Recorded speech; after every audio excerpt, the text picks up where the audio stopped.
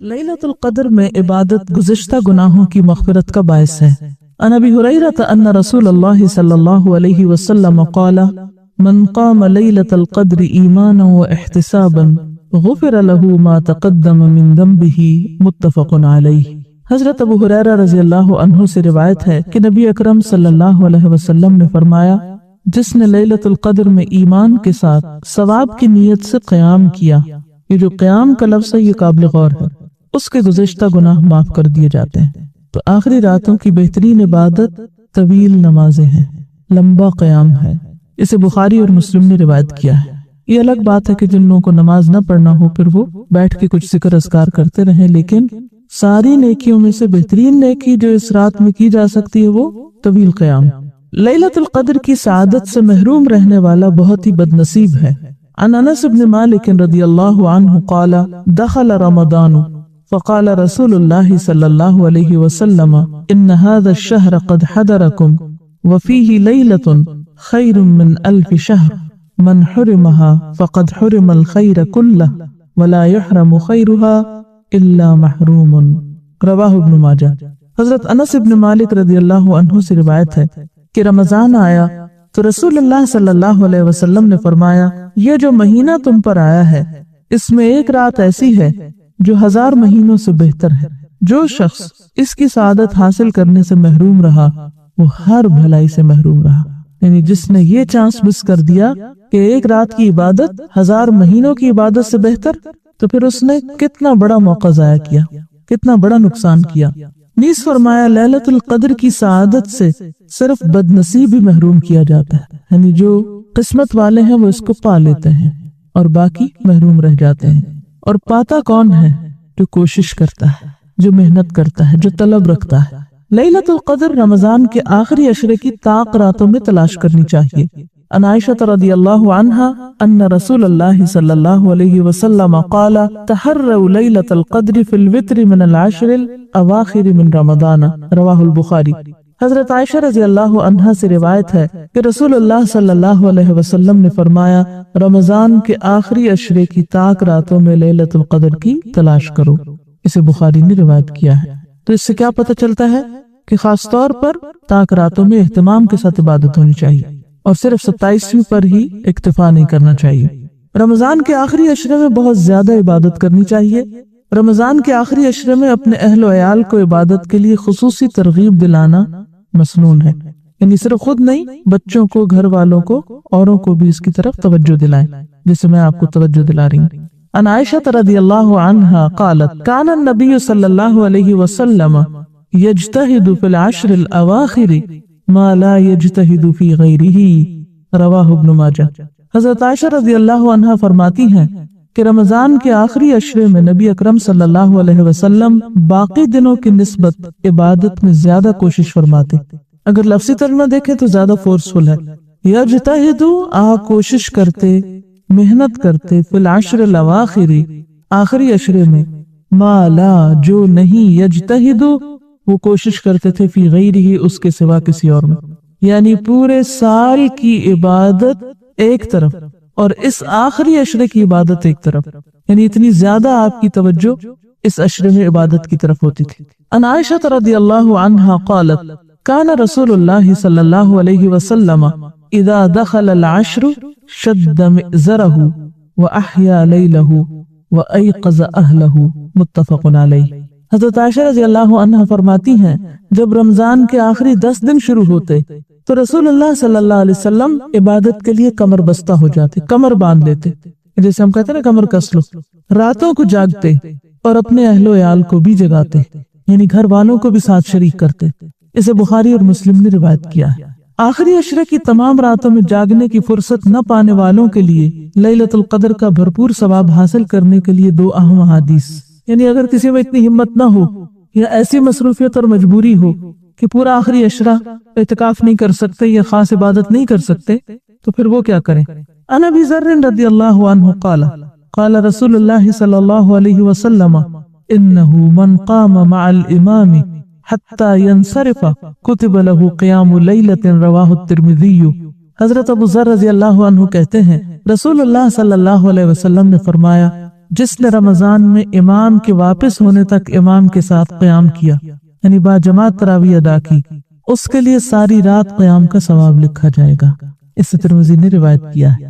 عن عثمان بن عفان رضی اللہ عنہ قال سمعت رسول اللہ صلی اللہ علیہ وسلم یقول من صلی العشاء فی جماعت فکأنما قام نصف اللیل ومن صلی الصبح فی جماعت فکأنما صلی اللیل کلہ، رواہ مسلم۔ حضرت عثمان بن عفان رضی اللہ عنہ کہتے ہیں میں نے رسول اللہ صلی اللہ علیہ وسلم کو فرماتے ہوئے سنا، جس نے عشاء کی نماز با جماعت ادا کی اس نے گویا نصف رات قیام کیا، اور جس نے نماز عشاء با جماعت ادا کرنے کے بعد صبح کی نماز با جماعت ادا کی اس نے گویا ساری رات قیام کیا۔ اسے مسلم نے روایت کیا ہے۔ رمضان المبارک میں رسول اللہ صلی اللہ علیہ وسلم کثرت سے تلاوت قرآن اور انفاق فی سبیل اللہ فرمایا کرتے تھے، یعنی نماز کے بعد دو مزید نیکی کے کام کیا ہیں؟ قرآن کا کثرت سے پڑھنا، اور تلاوت کا معنی آپ سمجھتے ہیں اچھی طرح، اور انفاق فی سبیل اللہ کرنا۔ تو اطاعت نہ کرنا سراسر نقصان کا باعث ہے، تو آپ کی اطاعت دونوں سنتوں پر کرنی چاہیے۔ مطلب ایک تو وہ سنتیں ہیں جو ہدایت پر مبنی ہیں، جن میں آپ کو کلیئر دین کے احکامات ملتے ہیں، دوسری جو ہے وہ زائد ہوتی ہیں اور بہت ناپسندیدہ اور نہایت برا عمل شمار ہوتی ہیں۔ مثلا زائد سنتوں میں جو ان کی پیروی کرتا ہے اس کے لیے وہ عمل عبادت لکھ لیا جاتا ہے، اور جو ان کو چھوڑ دیتا ہے تو اس میں جو چھوٹی چھوٹی سنتیں ہیں اگر کسی سے کوئی چھوٹ جائے تو وہ شخص گناہگار نہیں ہوتا، لیکن مستقل طور پر نہیں چھوڑنی چاہیے۔ مثلا کھانے پینے بیٹھنے اور کھڑے ہونے میں آپ صلی اللہ علیہ وسلم کی اتباع کرنا، اگر ہم کوشش بھی کریں تو ساری چیزوں کا احاطہ نہیں کر پاتے، تو انسان سے جتنا ہو سکے اتنا اللہ کا تقوی اختیار کرے اور باقی معاملہ اللہ تعالیٰ پر چھوڑ دے۔ لیکن یہ یاد رکھیے کہ شریعت کے جو معاملات ہیں، احکامات ہیں، عبادات ہیں، ان میں آپ کی اطاعت جو ہے وہ لازم ہے۔ جیسے آپ صلی اللہ علیہ وسلم نے فرمایا تھا صلو کما رأیتمونی اصلی، نماز اس طرح پڑھو جس طرح تم مجھے دیکھتے ہو کہ میں پڑھ رہا ہوں، یعنی اس درجے آپ کی سنت کی، آپ کے طریقے کی اتباع کرنا ہوگی۔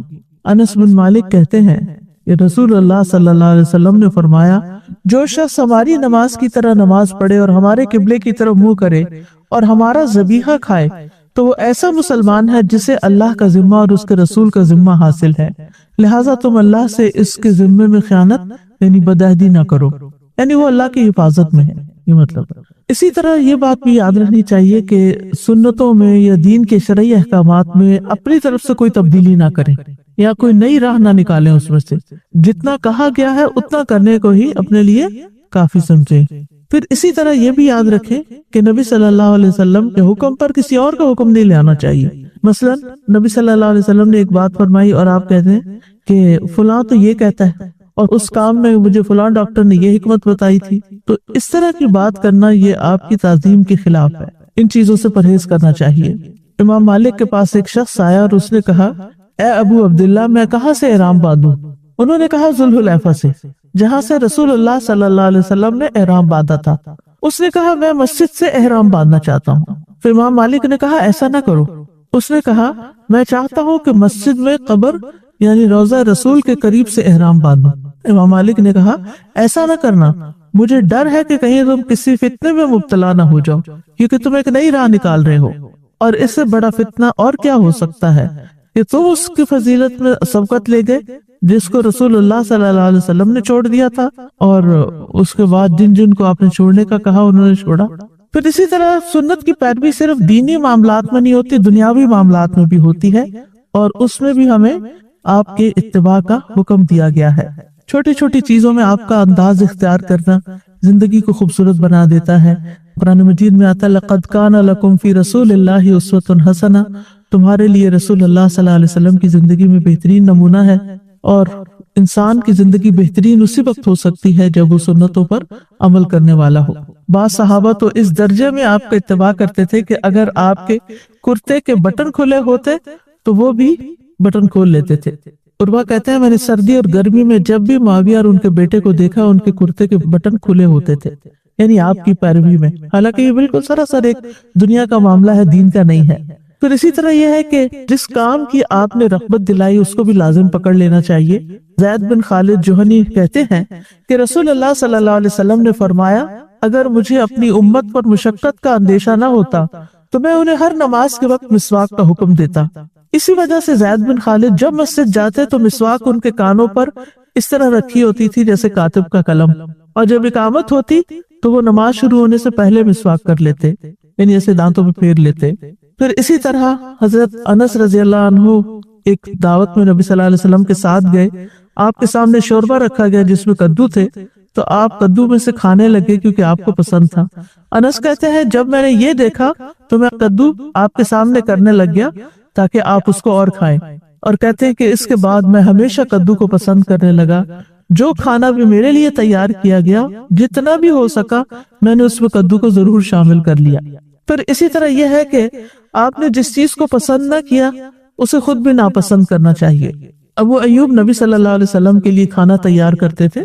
ابو ایوب انصاری جب وہ واپس آتا، یعنی آپ جو کھا لیتے اور باقی واپس آتا اور ابو ایوب کے سامنے وہ کھانا رکھا جاتا تو وہ اس جگہ کے بارے میں پوچھتے تھے جس جگہ آپ نے انگلیاں ڈال کر کھانا کھایا ہوتا تھا، پھر اس جگہ سے وہ خود کھاتے تھے۔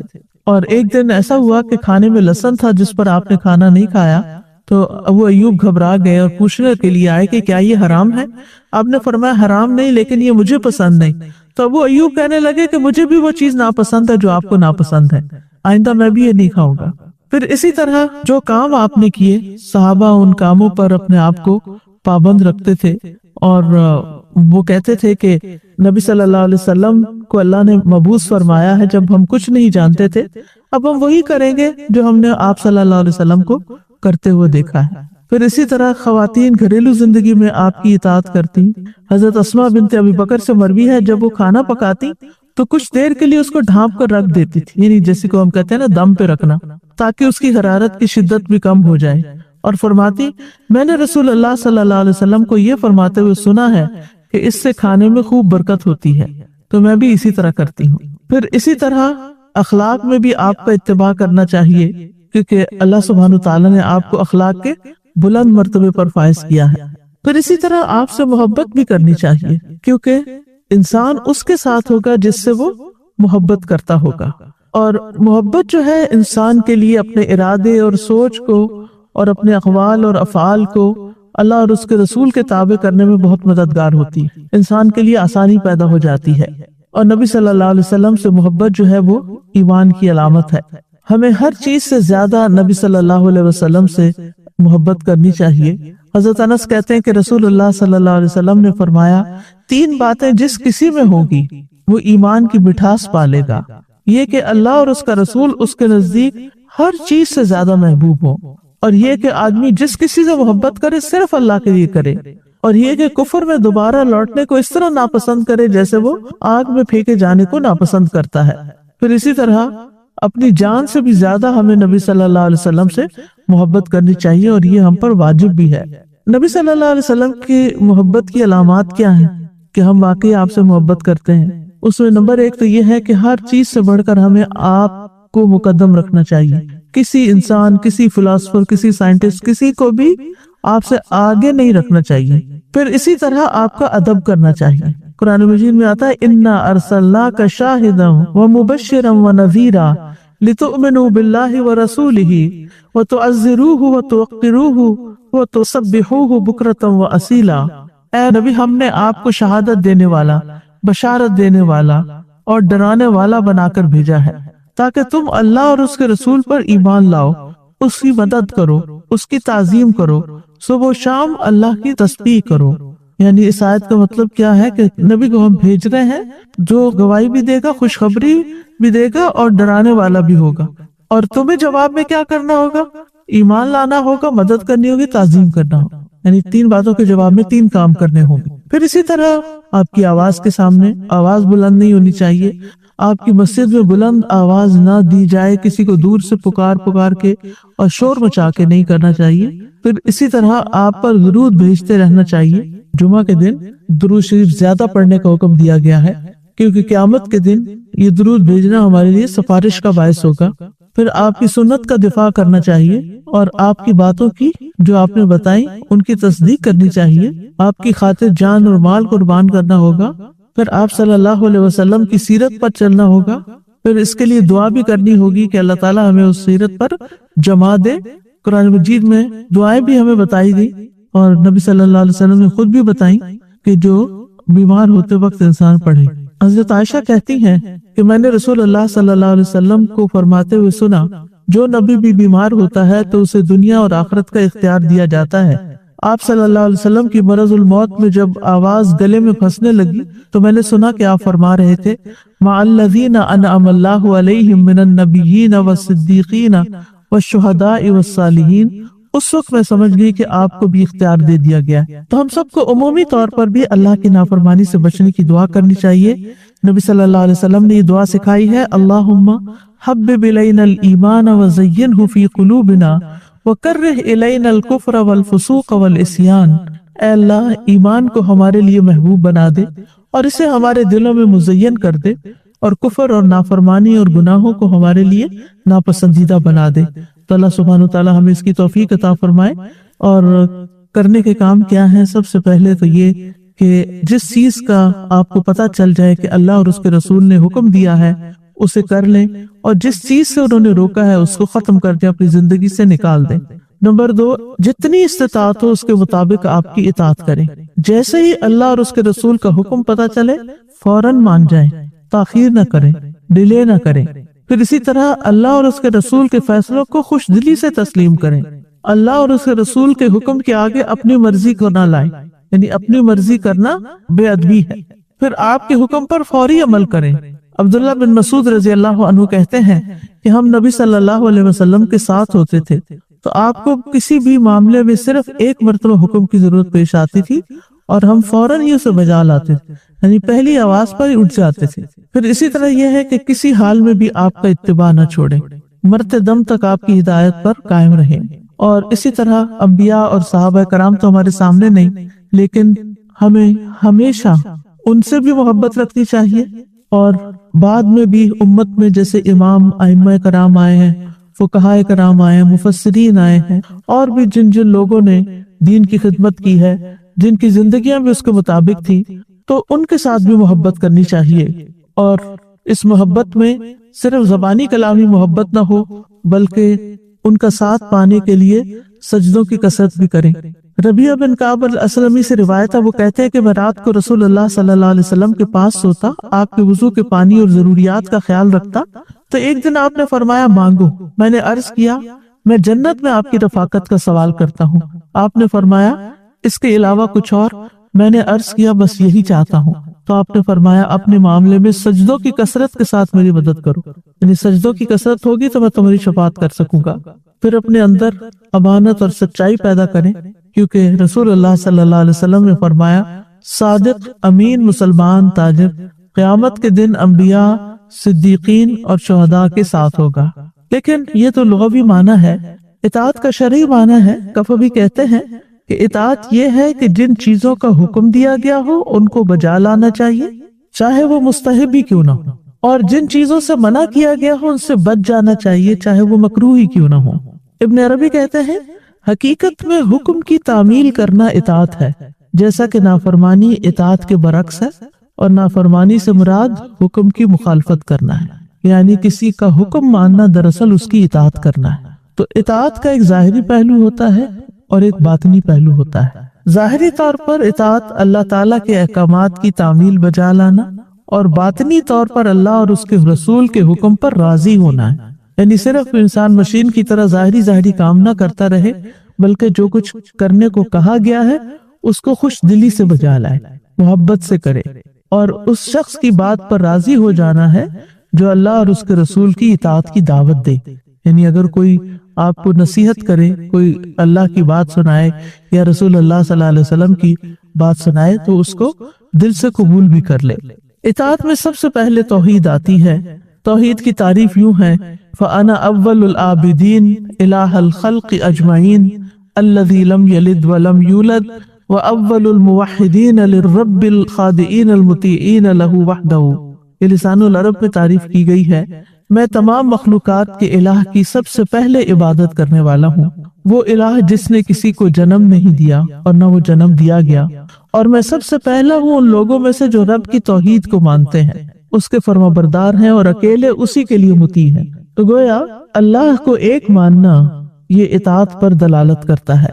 پھر اسلام کا معنی بھی اطاعت پر دلالت کرتا ہے۔ وَنَحْنُ لَهُ مُسْلِمُونَ کا مطلب ہے ہم اسی کے اطاعت گزار ہیں اور فرما بردار ہیں۔ تیسرا معنی قنوت میں بھی آتا ہے، فرما برداری کرنا۔ مجاہد کہتے ہیں كُلٌّ لَهُ قَانِتُونَ، یعنی سب اس کے اطاعت گزار ہیں۔ پھر اسی طرح الانقیاد والاتباع، مطیع ہو جانا اور پیروی کرنا۔ قرآن مجید میں آتا ہے ان کنتم ایاہ تعبدون، یعنی اگر تم اسی کی عبادت کرنے والے ہو، یعنی تم اللہ کے اطاعت گزار ہو، اللہ کے احکام مانتے ہو۔ پھر دین کا معنی بھی اطاعت ہے، ان الدین عند اللہ الاسلام۔ ابو جعفر الطبری کہتے ہیں کہ اس مقام پر الدین سے مراد اطاعت اور ذلت ہے۔ پھر نمبر 6 ہے اخبات، عاجزی کرنا۔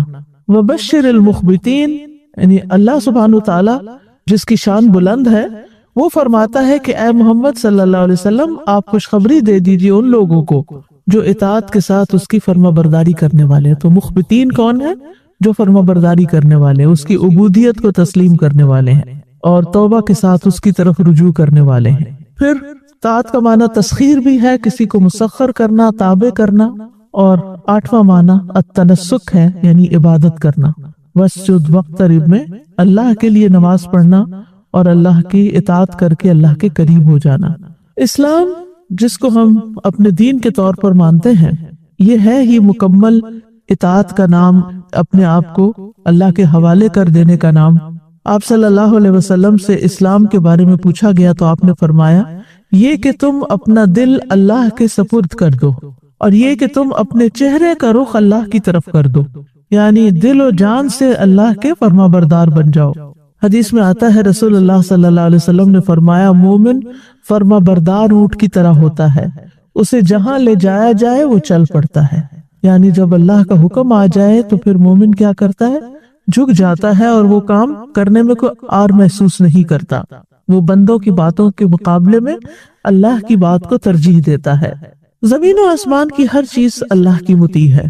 قرآن مجید میں آتا ہے وَلَهُ أَسْلَمَ مَنْ فِي السَّمَاوَاتِ وَالْأَرْضِ طَوْعًا وَكَرْهًا وَإِلَيْهِ يُرْجَعُونَ، آسمانوں اور زمین میں جو کچھ بھی ہے، خوشی اور ناخوشی اسی کا فرما بردار ہے۔ فرشتے بھی اللہ کی اطاعت کر رہے ہیں۔ لا يعصون اللہ ما امرهم ويفعلون ما يؤمرون، سورۃ التحریم میں آتا ہے اللہ انہیں جو حکم دے وہ اس کی نافرمانی نہیں کرتے اور وہی کچھ کرتے ہیں جو انہیں حکم دیا جاتا ہے۔ ایک اور جگہ پر آتا ہے سورۃ النحل میں یخافون ربهم من فوقهم ويفعلون ما يؤمرون، وہ اپنے رب جو ان کے اوپر ہے اس سے ڈرتے ہیں اور وہی کرتے ہیں جو انہیں حکم دیا جاتا ہے۔ پھر رسولوں کو بھیجنے کا مقصد بھی کیا ہے کہ ان کی اطاعت کی جائے۔ وما ارسلنا من رسول الا ليطاع باذن اللہ، اسی طرح ہمیں رسول اللہ صلی اللہ علیہ وسلم کی اطاعت کا حکم دیا گیا، یہاں تک کہا گیا کہ رسول کی اطاعت دراصل اللہ ہی کی اطاعت ہے۔ ومن يطع الرسول فقد اطاع اللہ، جو رسول کی فرما برداری کرے تو بے شک اس نے اللہ کی فرما برداری کی۔ اور پھر اطاعت کرنا ایمان کی علامت ہے۔ وَأَطِيعُوا اللَّهَ وَرَسُولَهُ إِن كُنتُم مُؤْمِنِينَ، اور اللہ اور اس کے رسول کا حکم مانو اگر تم مومن ہو۔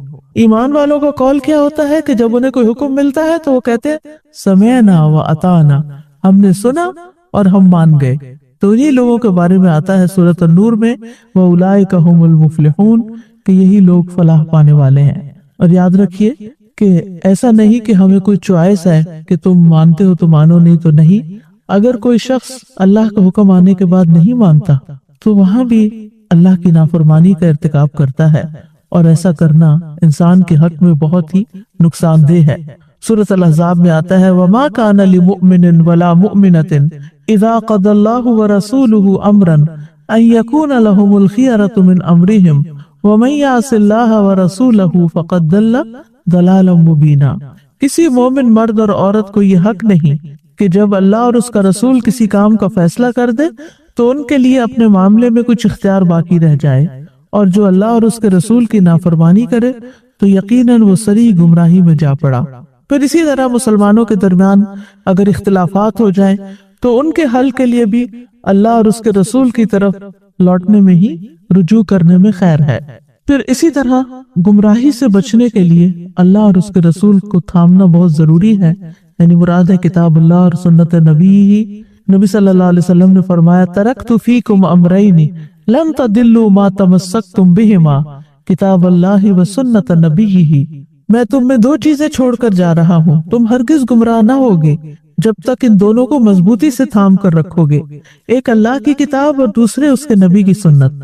اور یہ یاد رکھیے کہ خوشی میں، تنگی میں، کشادگی میں، ناگواری میں، کسی بھی صورت میں ہمیں اللہ کی اطاعت اور اس کے رسول صلی اللہ علیہ وسلم کی اطاعت کرنی ہی ہے، اور اللہ سبحانہ وتعالی ہمیشہ اس دین میں ایسے پودے لگاتا رہے گا جنہیں وہ اپنی فرما برداری میں استعمال کرے گا۔ یہ سنن ابن ماجہ کی روایت کے الفاظ ہیں کہ رسول اللہ صلی اللہ علیہ وسلم نے یہ بات فرمائی۔ اور یاد رکھیے اطاعت کے انسان کو بہت فائدے بھی حاصل ہوتے ہیں۔ یہ فائدے جاننا اس لیے بھی ضروری ہے کہ انسان کے اوپر پھر اطاعت کرنا آسان ہو جاتا ہے۔ سب سے پہلے تو یہ کہ انسان کو سیدھے راستے کی ہدایت مل جاتی ہے۔ فرمایا وَاتَّبِعُوهُ لَعَلَّكُمْ تَهْتَدُونَ، اور تم اس نبی کی پیروی کرو تاکہ تم ہدایت پا جاؤ، کیونکہ ہدایت کا معیار قرآن مجید میں یہی رکھا گیا وَإِن تُطِيعُوهُ تَهْتَدُوا، اگر تم اس نبی کا حکم مانو گے تو ہدایت پا جاؤ گے۔ پھر اسی طرح اللہ کی رحمت ملتی ہے۔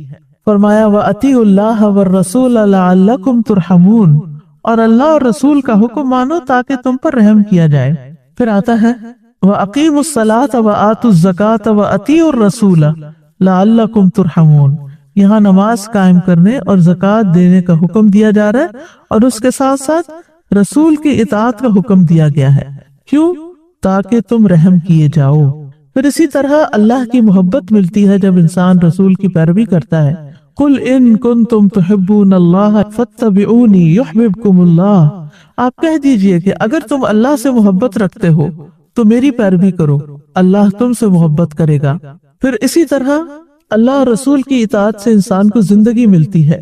یا ایھا الذین آمنوا استجیبوا للہ وللرسول اذا دعاکم لما یحییکم، اے لوگو جو ایمان لائے ہو، اللہ اور رسول کی دعوت قبول کرو جب وہ تمہیں اس چیز کی دعوت دے جو تمہیں زندگی بخشتی ہے۔ اللہ اور اس کے رسول کی اطاعت سے انسان کو کامیابی نصیب ہوتی ہے۔ وَمَن يُطِعِ اللَّهَ وَرَسُولَهُ فَقَدْ فَازَ فَوْزًا عَظِيمًا، جو اللہ اور اس کے رسول کی فرما برداری کرے تو یقیناً اس نے بہت بڑی کامیابی حاصل کر لی۔ پھر پل صراط پر نور اس کو ملے گا جو اللہ اور رسول پر ایمان لائے گا اور ان کی اطاعت کرے گا۔ اللہ اور رسول کی اطاعت کرنے والے کے لیے جنت ہے۔ سورۃ النساء میں آتا ہے وَمَن يُطِعِ اللَّهَ وَرَسُولَهُ يُدْخِلْهُ جَنَّاتٍ تَجْرِي مِن تَحْتِهَا الْأَنْهَارُ خَالِدِينَ فِيهَا وَذَلِكَ الْفَوْزُ الْعَظِيمُ وَمَن يَعْصِ اللَّهَ وَرَسُولَهُ وَيَتَعَدَّ حُدُودَهُ يُدْخِلْهُ نَارًا خَالِدًا فِيهَا وَلَهُ عَذَابٌ مُهِينٌ، جو اللہ اور اس کے رسول کا حکم مانے وہ اسے جنتوں میں داخل کرے گا جن کے نیچے سے نہریں بہتی ہیں، وہ ان میں ہمیشہ رہنے والے ہیں، اور یہی بہت بڑی کامیابی ہے۔ اور جو اللہ اور اس کے رسول کی نافرمانی کرے اور اس کی حدوں سے تجاوز کرے تو وہ اسے آگ میں داخل کرے گا، اس میں ہمیشہ رہنے والا ہے اور اس کے لیے رسوا کن عذاب ہے۔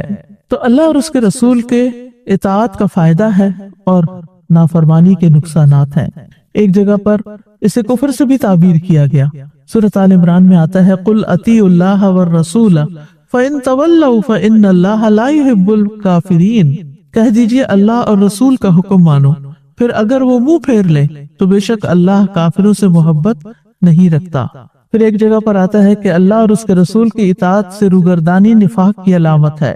وَإِذَا قِيلَ لَهُمْ تَعَالَوْا إِلَى مَا أَنزَلَ اللَّهُ وَإِلَى الرَّسُولِ رَأَيْتَ الْمُنَافِقِينَ يَصُدُّونَ عَنْكَ صُدُودًا، اور جب ان سے کہا جائے کہ جو کچھ اللہ نے نازل کیا اس کی طرف اور رسول کی طرف آؤ تو آپ منافقوں کو دیکھیں گے کہ آپ سے منہ موڑ لیتے ہیں۔ منہ موڑنا، اللہ اور رسول کی اطاعت نہ کرنا گمراہی کا باعث ہے۔ فرمایا وَمَن يَعْصِ اللَّهَ وَرَسُولَهُ فَقَدْ ضَلَّ ضَلَالًا مُبِينًا، اور جو کوئی اللہ اور اس کے رسول کی نافرمانی کرے تو یقیناً وہ گمراہ ہو گیا، واضح گمراہ ہونا۔ پھر اللہ اور اس کے رسول کی مخالفت جو ہے یہ فتنوں اور عذاب کا باعث ہے۔ اللہ اور اس کے رسول کی مخالفت پر وعید بھی آئی ہے، اور نبی صلی اللہ علیہ وسلم کی اطاعت نہ کرنے والے کا نبی صلی اللہ علیہ وسلم سے کوئی تعلق نہیں، یعنی جو آپ کے طریقے سے بے رغبتی اختیار کرے وہ آپ میں سے نہیں۔ فرمایا وَمَن رَغِبَ عَن سُنَّتِي فَلَيْسَ مِنِّي، تو آپ دیکھیے کہ سنتیں جو ہیں ان کی دو قسمیں ہوتی ہیں، ایک سنت موقدہ ہے اور ایک غیر موقدہ ہے۔ یہ صرف نماز میں نہیں باقی زندگی میں بھی ہے۔ اس کا یہ مطلب نہیں کہ جن سنتوں کی بہت تاکید نہیں کی گئی ان کو پورا نہیں کرنا چاہیے، ان پر عمل نہیں کرنا چاہیے، دونوں طرح کی سنتوں پر عمل کرنا چاہیے، اور جو جتنا زیادہ سنت کا پیروکار ہوگا اس کو اتنا زیادہ پھر تقرب ملے گا۔ حضرت عائشہ کہتی ہیں کہ رسول اللہ صلی اللہ علیہ وسلم نے فرمایا جو میری سنت پر عمل نہ کرے وہ مجھ سے نہیں، یعنی آپ اس کو اپنے سے الگ کرتے ہیں۔ وَمَن يُطِعِ اللَّهَ وَالرَّسُولَ فَأُولَٰئِكَ مَعَ الَّذِينَ أَنْعَمَ اللَّهُ عَلَيْهِمْ مِنَ النَّبِيِّينَ وَالصِّدِّيقِينَ وَالشُّهَدَاءِ وَالصَّالِحِينَ وَحَسُنَ أُولَٰئِكَ رَفِيقًا۔ اور جو شخص اللہ اور رسول کی اطاعت کرتا ہے تو ایسے لوگ ان لوگوں کے ساتھ ہوں گے جن پر اللہ نے انعام کیا، یعنی انبیاء، صدیقین، شہداء اور صالحین کے ساتھ، اور رفیق ہونے کے لحاظ سے یہ کتنے اچھے لوگ ہیں۔ ایک دعا جو ہم ہر نماز کی ہر رکعت میں مانگتے ہیں، اہدنا الصراط المستقیم صراط الذین انعمت علیہم، کہ ہمیں سیدھا راستہ دکھا، ان لوگوں کا راستہ جن پر تو نے انعام کیا، یعنی ہمیں ان لوگوں کے راستے پر چلا جن پر تیرا انعام ہوا، جن سے تو راضی ہو گیا، جن سے تو خوش ہو گیا۔ تو سوال یہ پیدا ہوتا ہے کہ وہ کون خوش قسمت لوگ ہیں جن سے رب کریم راضی ہے اور وہ اس کے انعام کے مستحق ہیں؟ تو اس کا جواب بھی ہمیں سورۃ النساء کی آیت نمبر 69 سے ملتا ہے، وَمَن يُطِعِ اللَّهَ وَالرَّسُولَ فَأُولَٰئِكَ مَعَ الَّذِينَ أَنْعَمَ اللَّهُ عَلَيْهِمْ مِنَ النَّبِيِّينَ وَالصِّدِّيقِينَ وَالشُّهَدَاءِ وَالصَّالِحِينَ وَحَسُنَ أُولَٰئِكَ رَفِيقًا، کہ یہ خوش قسمت لوگ انبیاء ہوں گے، صدیقین ہوں گے، شہداء اور نیک لوگ ہوں گے، اور یہ بہترین ساتھی ہیں، بہترین دوست ہیں۔ جب ہم ان کے بارے میں سنتے ہیں تو ان پر رشک کرتے ہیں، اور پھر ہمارا دل چاہتا ہے کہ ہم بھی ان لوگوں میں شامل ہو جائیں، قیامت کے دن ہمیں بھی ان لوگوں کا ساتھ ملے۔ تو اس کے لیے یہ آیت اتاری گئی، وَمَن يُطِعِ اللَّهَ وَالرَّسُولَ، شرط لگا دی گئی کہ اگر ان لوگوں کا ساتھ چاہیے تو پھر اللہ اور رسول کی اطاعت کرنا ہوگی۔ جو کچھ اللہ اور اس کے رسول نے کہا ہے اس کو ماننا ہوگا، جس چیز سے روکا گیا ہے اس سے رکنا ہوگا۔ انسان اپنی زندگی میں بہت سے کام کرتا ہے، دنیا کے بھی اور دین کے بھی، لیکن بہت سارے کام انسان بغیر کسی نیت اور ارادے کے کرتا چلا جاتا ہے، یا بعض اوقات مرغوبات دنیا کے لیے کر رہا ہوتا ہے۔ ایسا کرنا اطاعت نہیں کہلاتا۔ اطاعت کے لیے نیت اور ارادہ ضروری ہے کہ یہ کام میں اللہ کی رضا کے لیے کر رہا ہوں۔ تو وہ شخص جو اس بات کی خواہش رکھتا ہو کہ قیامت کے دن نیک لوگوں میں اٹھایا جائے، تو اسے پھر اللہ اور اس کے رسول کی اطاعت کرنا ہوگی، اپنے معاملات کو اللہ کی رضا کے تابع کرنا ہوگا۔ اگر دیکھا جائے تو ساری کائنات اللہ کی تابعدار ہے۔ اللہ سبحانہ وتعالیٰ کے مقرر کردہ قانون کی ماتحتی میں ہر کوئی چل رہا ہے۔ سورج ہو، ستارے ہوں، سیارے ہوں، درخت ہوں، موسم ہوں، ہوائیں ہوں، بادل ہوں، بارشیں ہوں، یہ سب کچھ اللہ کی اطاعت کے مطابق کام کر رہے ہیں۔ تو ایک بندہ مومن کے لیے ضروری ہے کہ اس کی سوچ، اس کی خواہش، اس کے جذبات، اس کی دلچسپیاں، اس کے تعلقات، اس کی محبت اور نفرت، سب کے سب اللہ کی اطاعت میں رنگ جائیں۔ ہم اللہ کے بندے ہیں، کسی اور کے نہیں۔ تو بندگی کا تقاضا یہ ہے کہ ہم اللہ کی پھر ہر بات مانیں اور اللہ کو خوش کرنے کے لیے مانیں، اور پھر صرف اللہ ہی کی نہیں بلکہ اس آیت میں جو شرط لگائی گئی وہ ہے وَمَن يُطِعِ اللَّهَ وَالرَّسُولَ، جو اللہ کی اطاعت کرے اور رسول کی کرے، یعنی اللہ کی اطاعت کرنا ممکن نہیں جب تک کہ رسول اللہ صلی اللہ علیہ وسلم کی اطاعت نہ کی جائے۔ حقیقت یہ ہے کہ اللہ نے انسان کو عقل دی ہے جس کی بنا پر وہ ظاہری باتوں کو خوب سمجھتا ہے، لیکن بہت سی باتیں جاننے کے لیے، ان کی حقیقت تک پہنچنے کے لیے، ان کی حکمت جاننے کے لیے صرف ظاہری یا دنیا کا علم کافی نہیں ہوتا۔ اس کے لیے اللہ کے پیغمبروں کی بتائی ہوئی تعلیمات کو جاننا اور اس کے مطابق چلنا ضروری ہوتا ہے، تاکہ انسان ہدایت کے راستے پہ چلے اور گمراہی کے راستے سے بچ جائے، کیونکہ جہاں اطاعت کا فائدہ ہے وہاں گمراہ ہونے کا نقصان بھی بہت بڑا ہے، اور یہ نقصان دنیا میں تو ہوتا ہی ہے لیکن آخرت میں بھی ہوگا۔ تو گویا آخرت کی ہر چیز کا انحصار اطاعت پر ہے۔ تو یہاں پر فرمایا وَمَن يُطِعِ اللَّهَ وَالرَّسُولَ، جو اللہ اور رسول کی اطاعت کرے، یعنی اپنی استطاعت اور قدرت کے مطابق، خواہ کوئی مرد ہو یا عورت ہو، امیر ہو یا فقیر ہو، بچہ ہو یا بوڑھا ہو، سبھی کے لیے ایک ہی بات ہے کہ وہ اطاعت کریں، یعنی اپنی خوشی سے، دل کی رضا سے اللہ کو راضی کرنے کے لیے اللہ تعالیٰ کے احکامات کو مانیں۔ تو پھر ایسے لوگ فَأُولَئِكَ مَعَ الَّذِينَ أَنْعَمَ اللَّهُ عَلَيْهِمْ، تو یہ لوگ ان لوگوں کے ساتھ ہوں گے جن پر اللہ نے انعام کیا۔ ان پر انعام کیوں کیا؟ کیونکہ انہوں نے اپنی زندگیاں اللہ کی اطاعت کے مطابق گزاری تھی۔ اب یہاں پر آ رہا ہے کہ ان کے ساتھ ہوں گے۔ ساتھ ہونے کا مطلب یہ نہیں کہ درجات میں ان کے برابر ہو جائیں گے، درجات میں تو فرق ہوگا۔ قرآن مجید میں آتا ہے لِكُلٍّ دَرَجَاتٌ مِّمَّا عَمِلُوا، ہر شخص کے درجے اسی کے مطابق ہیں جو اس نے عمل کیا۔ مطلب یہ ہے کہ وہ ان سے ملاقات کر سکیں گے، ان کے ساتھ بیٹھ سکیں گے، ان کو دیکھیں گے، ان کے ساتھ لطف اندوز ہوں گے، اور اس کے ساتھ ساتھ اللہ تعالیٰ نے ان کو باقی جنت کی جو نعمتیں ان کے درجات کے فرق سے ان کو عطا کی ہوں گی اس پر بھی وہ راضی اور خوش ہوں گے۔ یہ کون لوگ ہیں جن پر اللہ کا انعام ہوا؟ من النبیین، انبیاء میں سے۔ نبیین نبی کی جمع ہے۔ یہ وہ لوگ ہیں جنہیں اللہ نے وحی عطا کر کے فضیلت بخشی ہے، اور انہیں خصوصی فضیلت عطا کی ہے کہ ان کو لوگوں کی طرف رسول بنا کر بھیجا، پیغام دے کر بھیجا، لوگوں کو ہدایت اور گمراہی کا فرق بتانے کے لیے بھیجا، اور ان لوگوں نے وہاں جا کر خوشخبریاں دی اور نہ عمل کرنے والوں کو خبردار بھی کیا، اور عمومی طور پر لوگوں کو اللہ کی طرف دعوت دی کہ لوگوں اللہ کے بندے بن جاؤ، ایک اللہ کی عبادت کرو۔ انبیاء کے بعد صدیقین کا درجہ آتا ہے۔ صدیقین صدیق کی جمع ہے۔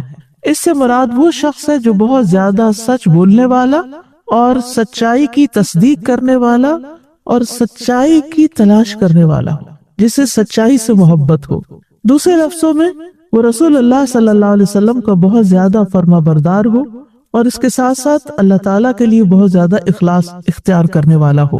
اور ان میں ہم دیکھتے ہیں کہ جیسے ابو بکر رضی اللہ عنہ کا لقب صدیق تھا، ان کی زندگی کا مطالعہ کرنا چاہیے۔ حضرت عائشہ کو عائشہ صدیقہ کہا جاتا ہے رضی اللہ تعالی عنہا۔ اسی طرح حضرت مریم کے بارے میں آتا ہے کہ وہ صدیقہ تھی، اور اللہ سبحانہ تعالیٰ نے اور لوگوں کو بھی یہ مقام عطا کیا ہوگا، لیکن نون نیمز جو ہیں وہ ہمیں یہی ملتے ہیں۔ بہرحال ہمیں اپنی زندگی میں دیکھنا چاہیے کہ ہمیں سچائی سے کتنی محبت ہے، اور سچائی ہمارے سامنے آ جائے قرآن اور سنت کی شکل میں تو ہم اس کی تصدیق کتنی کرتے ہیں، اور اس پر اعتراض کتنے کرتے ہیں، اور اس پر دل تنگ کیسے ہوتا ہے۔ تیسری کیٹیگری ہے والشہداء۔ شہداء شہید کی جمع بھی ہے اور شاہد کی جمع بھی ہے۔ شہید وہ جو اللہ کا کلمہ بلند کرنے کے لیے اللہ کے راستے میں جہاد کریں اور قتل کر دیے جائیں، اور شاہد کا مطلب ہے جو حق کی گواہی دے، یعنی جب حق ان کے سامنے آ جائے تو پھر اس کا انکار نہ کرے۔ اور چوتھی کیٹیگری ہے والصالحین۔ صالحون صالح کی جمع ہے۔ اس سے مراد ہر وہ شخص ہے جو اللہ کے حقوق دینے والا اور بندوں کے حقوق قائم کرنے والا، یعنی حقوق اللہ اور حقوق العباد کی ادائیگی کرنے والے صالحین ہوتے ہیں۔ اور مجموعی طور پر ان کے بارے میں فرمایا وَحَسُنَ أُولَئِكَ رَفِيقًا، یہ کتنے اچھے ہیں، بہترین ہیں یہ رفیق۔ رفیق کا لفظ جو ہے یہ رفق سے ہے۔ رفق کہتے ہیں نرمی کو۔ دوست وہی ہوتا ہے جو دوست کے ساتھ نرمی برتتا ہے، اس کی بات مانتا ہے، اس کے ساتھ کوآپریٹ کرتا ہے۔ تو رفیق کہتے ہیں اس شخص کو جس کی نرمی اور جس کی اچھی عادات کی وجہ سے اس کے ساتھ انسان کا تعلق اچھا ہو، جس کی کمپنی میں انسان رہنا پسند کرے۔ یعنی قیامت کے دن جن کو یہ دوست مل جائیں گے، جن کو یہ ساتھی ملیں گے، جن کو ان کا ساتھ ملے گا، تو وہ بہت خوش قسمت ہوں گے کہ وہ ان کی کمپنی کو انجوائے کریں گے۔ بہرحال عربی زبان میں رفیق اس کو بھی کہتے ہیں جس سے سفر اور حضر میں فائدہ اٹھایا جائے۔ تو یہاں پر بعض اوقات رفیق کا مطلب یہ کیا جاتا ہے ساتھی، یعنی جو کسی کے ساتھ ہو۔ کبھی انسان کسی کے ساتھ ہوتا بھی ہے لیکن اس کے ساتھ وہ خوش نہیں ہوتا یا اس کا دل نہیں ملتا، تو ایسا انسان جس کی شفقت زیادہ ہو، جو خیال کرنے والا ہو، وہی اپنے ساتھی کے لیے رفیق بنتا ہے۔ تو اللہ سبحانہ تعالیٰ نے یہاں بیان کر دیا کہ اطاعت گزار لوگ انبیاء، صدیقین، شہداء اور صالحین سے فائدہ حاصل کریں گے، اور یہ ان سے اسی وقت فائدہ پا سکتے ہیں جب انہیں ان سے نرمی اور خیر حاصل ہو۔ تو ہم صالح ہیں یا نہیں، اس کا اندازہ کس چیز سے لگا سکتے ہیں؟ کہ ہمارے دل میں دوسروں کے لیے کتنی خیرخواہی ہے، ہم ان کے ساتھ کیسا معاملہ کرتے ہیں، کیا ہم ان کا خیال رکھتے ہیں یا نہیں۔ تو اللہ سبحانہ و تعالیٰ نے